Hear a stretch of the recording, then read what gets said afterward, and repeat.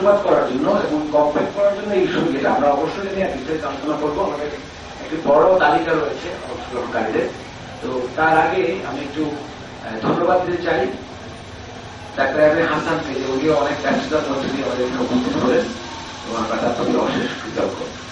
আমরা আসলে বিভিন্ন স্তর থেকে আলোচনাটা চাইবো আর কি, যে বিভিন্ন আসপেক্ট থেকে। এটা আসলে প্রবন্ধের আলোচনা বা এরকম ব্যাপার নয়। আমি আপনারা যে আলোচনা আমি নামগুলো শোনাতে ব্যস্ত যে কারা কারা আসলে আলোচনা করবেন এবং আপনাদেরকে প্রস্তুতির জন্য অনুরোধ করছি আর কি।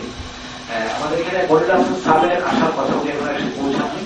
দেখো সাপ্তাহিক সম্পাদক উপস্থিত আছেন যারা রুবায়েত ফেরদৌস, ঢাকা বিশ্ববিদ্যালয়ের গণযোগাযোগের শিক্ষক, একজন অ্যাক্টিভিস্ট, অভিষেক আহমেদ একজন ব্লগার, আমাদের আরিফ জেবতি একজন বিশিষ্ট ব্লগার, মাহমুদ মিলন কবি এবং ব্লগার, নজরুল ইসলাম ব্লগার, রাসেল পারভেজ একজন ব্লগার, একরামুল হক শামীম, বাকি বিল্লাহ, আইনুল সুলতানা বিশ্ববিদ্যালয়ের শিক্ষক, অ্যাক্টিভিস্ট সাবেক শীষ এবং আরেকজন ব্লগার নুরুজ্জামান মানিক। আরো আলোচনা করবেন ডক্টর বিনয় বর্মন, ফখরুল চৌধুরী, রণদীপক বসু, বিধান রিবেরু, শেরিফার সায়ার, মুজিব মেহেদি, Gias Ahmed, Dennis Mahmud.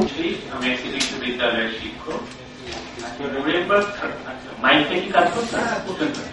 Nuremberg trial যখন হয়েছিল এখানে কিন্তু এক ধরনের দর্শন ছিল যে শুধু কয়েকজনের বিচার না, কারণ ওটা ইতিহাসে এমন একটা ক্ষণে এসেছিল যে একটা লিগাল ফ্রেমওয়ার্কের এথিক এবং মানবতার এথিক এই দুটার মাঝখানে এক ধরনের কন্ট্রাডিকশন এসেছিল এবং তার বেসিসেই কিন্তু এরকম নুরেমবার্গ ট্রায়াল হয়েছে এবং জাজমেন্ট এক নুরেমবার্গ একটা খুব অসাধারণ চলচ্চিত্র আছে। এটা যারা দেখবেন এই তর্কগুলো এসেছিল।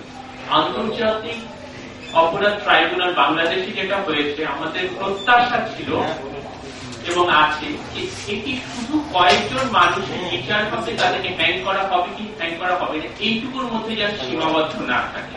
এটি হচ্ছে একটা যুদ্ধের এরকম একটা ক্ষণে এত রকম ডাইমেনশনস আছে, শুধু সবকিছু কিন্তু এখানে সাদা কালো না, এরা ভালো এরা খারাপ এমন অবস্থা না, এই বিষয়গুলো উদ্ঘাটিত হবে, গভীরতার বিষয়।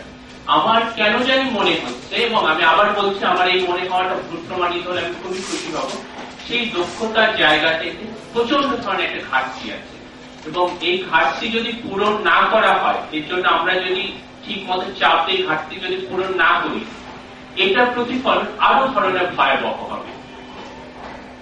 এইটুকু বলেই আমি আমার বক্তব্যটুকু শেষ করতে চাচ্ছি।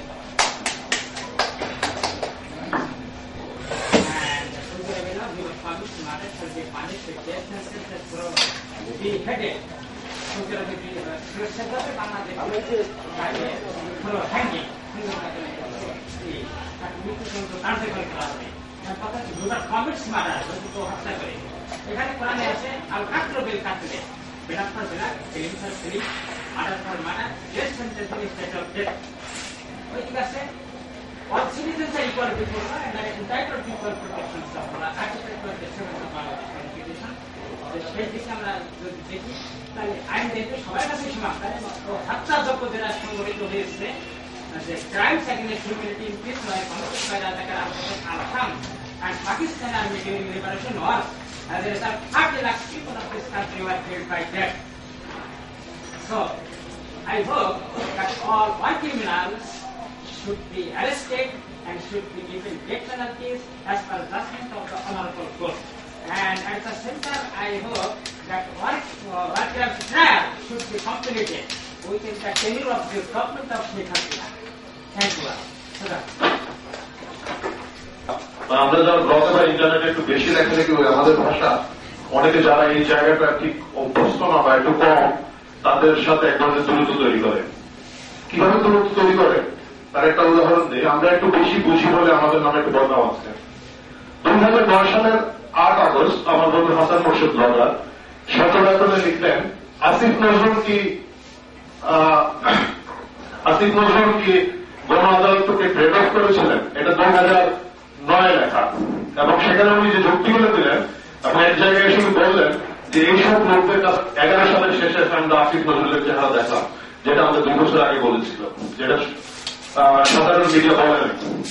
এই জন্য অসংখ্য উদাহরণ আমরা দিতে পারবো, যেটাকে আমরা 2 বছর 3 বছর 4 বছর আগে আমরা ধরে নিচ্ছি যে উনি গণ আদালতে 24 জনের মধ্যে ফেরার পরেও আমরা তাকে সন্দেহ করছি যে উনি হয়তো গণ আদালতে তখনও ট্রেড অফ করেছিলেন, এখনো করছেন। এই ধরনের অনেকগুলো কাহিনী আছে আমাদের যার কারণে আমাদের ভাষা এখানে অনেকের বুঝতে অসুবিধা হবে। আমি মূল প্রবন্ধের জায়গাতে যাচ্ছেন অনেক দীর্ঘ প্রবন্ধ, যেমন এখানে কথা প্রসঙ্গে আইবে বলেছেন বিচারপতি হাবিবুর রহমানের কথা, যে উনি বলেছেন আমাদের সেই দক্ষতা যোগ্যতা ঘাটতি আছে। এটা আপনারা এক স্টেটমেন্ট থেকে দেখেন, আমরা অন্যভাবে দেখি। আমরা সাথে সাথে মনে করি উনি প্রথমে লিখেছেন যে 25শে মার্চ রাতে উনি একটা মুক্তিযুদ্ধের দলের একটা ইতিহাস লিখতে গিয়ে বলেছেন 25শে মার্চ রাতে ঢাকা শহরে পাকিস্তানি আর্মি হালকা পিটুনি দিয়েছে। আমরা সেই কথা সরাসরি ধিক্কার জানাই। সমাজের কে কোথা থেকে এসেছেন সেটা আমরা গবেষণা করি না। 25শে মার্চ আমার বাবা এই রাস্তায় মারা গেছেন, আমার ভাই এই রাস্তায় মারা গেছেন, এবং সেটাকে যারা মৃদু পিটুনি বলে, হালকা পিটুনি বলে আমরা ধিক্কার জানাই, ঘৃণা জানাই, এবং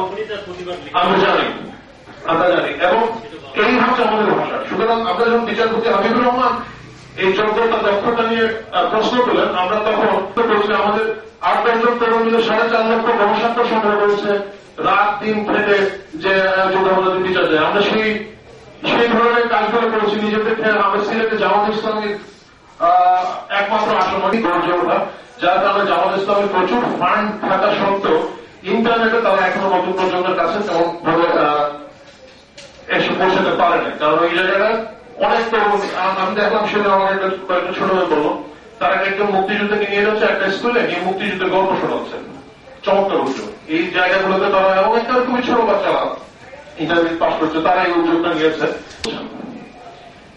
এই জায়গাটা আমাদের ইন্টারনেটেও হয়ে গেছে। এখন বিচার যত সামনে আসছে, বিচারের প্রক্রিয়া যত দ্রুততর হচ্ছে, আমরা যত বেশি উৎফুল্ল হচ্ছি, ঠিক সেই মুহূর্তে আমরা দেখতে পাচ্ছি আমাদের অনেক বন্ধু বান্ধবের মুখোশ খুলে যাচ্ছে, যাদেরকে আমরা দীর্ঘদিন ধরে সংযুক্ত হিসাবে জানি। দীর্ঘদিন ধরে আমরা জানি মুক্তিযুদ্ধের চেতনায় উজ্জীবিত যে প্রজন্ম, সেই প্রজন্মের উত্তরাধিকারী, তাদেরও মুখোশ খুলে যাচ্ছে।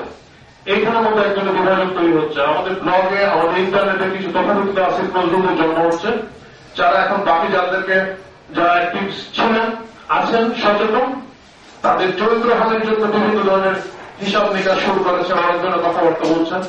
আমরা এই ধূসর অংশের প্রতিনিধিত্বকারীদের নিয়ে একটু চিন্তিত আছি। এটা ইন্টারনেটে এবং বাইরে মনে আছে 2006 সালে আমরা প্রচন্ড ব্লগে জামাতের সাথে তর্ক করছি, এবং এখানে ওরা বারবার হতাশ করতেছে যে এই বিচার কি করবা, কিছু হবে না, এই হয় না, সেইখানে। আমি ওই জায়গায় একটা লেখা লিখেছিলাম যে রাজাকারের বিচার না দেখে আমি মরতে চাই না। আমি আজকে অত্যন্ত খুশি যে আল্লাহ আমাকে হয়তো এই সুযোগ দেখাবে, আমি এই বিচার দেখে যেতে পারবো। আমার একবার দেখে যেতে পারেন না, বাট আই উইল।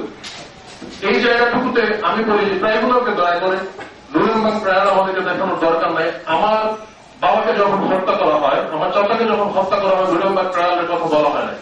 আমাদের যে দক্ষতা আছে, আমাদের যে যোগ্যতা আছে, আমাদের যে আইন আছে, আমাদের যে গবেষণা আছে, দয়া করে তাদেরকে দিয়ে বিচারটা করতে দেন। কোথাও কোন ধরনের বাধা যেন আমাদের পক্ষ থেকে সৃষ্টি না করা হয়। আমি সবার কাছে বিনীত অনুরোধ জানাই, ইন্টারনেট এবং ইন্টারনেটের বাইরে এখন অনেকের সময় এসেছে মুখোশ খুলে ফেলা। অনেকে মুখোশ খুলবেন যত সময় যেন। প্রধান অতিথি দেশ বরণ্য মুক্তিযোদ্ধা, জাতির শ্রেষ্ঠ সন্তান, অন্যতম চলচ্চিত্র কারণ নাট্য নির্দেশক, আমি প্রথমে তার প্রতি শ্রদ্ধা জানাই। উপস্থিত ডক্টর এম.এ. হাসান, বাংলাদেশের অন্যতম একজন মুক্তিযুদ্ধ গবেষক, এবং আজকে যিনি প্রবন্ধ রচনা করেছেন আইয়ুব হোসেন, লেখক, সংগঠক ও বাংলাদেশের মুক্তিযোদ্ধা গবেষক, বিভিন্ন ব্লগার, আমার সহকর্মী এবং শ্রদ্ধেয় ভাইয়েরা। আর আজকের এই অনুষ্ঠান যার অক্লান্ত পরিশ্রমে আমরা এখানে বসতে পেরেছি এবং মুক্তিযোদ্ধার সপক্ষে স্বাধীনতা বিরোধীদের বিপক্ষে কথা বলার জন্য সুযোগ পেয়েছি। আমার প্রাণপ্রিয় শ্রদ্ধেয় ভাই, কবি, সাংবাদিক, সংগঠক জনাব শওকত হাবিবকে সশ্রদ্ধ সালাম।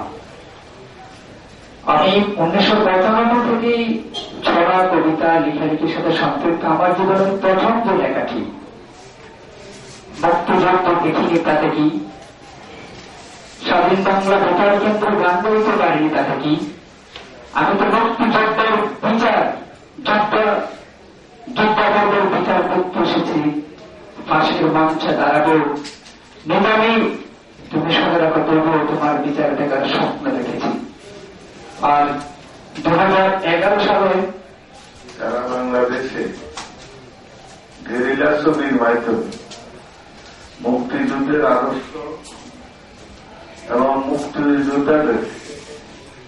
মুক্তিযুদ্ধের সপক্ষের শক্তিকে একটা চলচ্চিত্রের মাধ্যমে যে উপস্থাপন করেছেন বাংলাদেশের 68,000 গ্রামে আজকে যাদের একটি বই কিনার ক্যাসেট কিনার ক্ষমতা আছে ওনারাই গেরিলা বইটা খোঁজ করে কিনে নেন এবং দেখার চেষ্টা করেন। তাই উনি যে কাজটি করেছেন, আমি 4 নম্বর সেক্টরের একজন মুক্তিযোদ্ধা হিসেবে আমি ভারতবর্ষে আসাম জেলা সরিলাম ট্রেনিং সেন্টারে ট্রেনিং করে সরাসরি মৌলভীবাজারে মুক্তিযুদ্ধে অংশগ্রহণ করেছিলাম।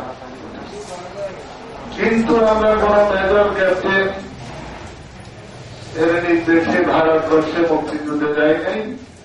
আমরা 7 মার্চে বঙ্গবন্ধুর ভাষণে এইবারের সংগ্রাম স্বাধীনতার সংগ্রাম, এইবারের সংগ্রাম মুক্তির সংগ্রাম, তোমাদের যা যা কিছু আছে তাই নিয়ে প্রস্তুত থাকো, শত্রুর মোকাবিলা করতে হবে।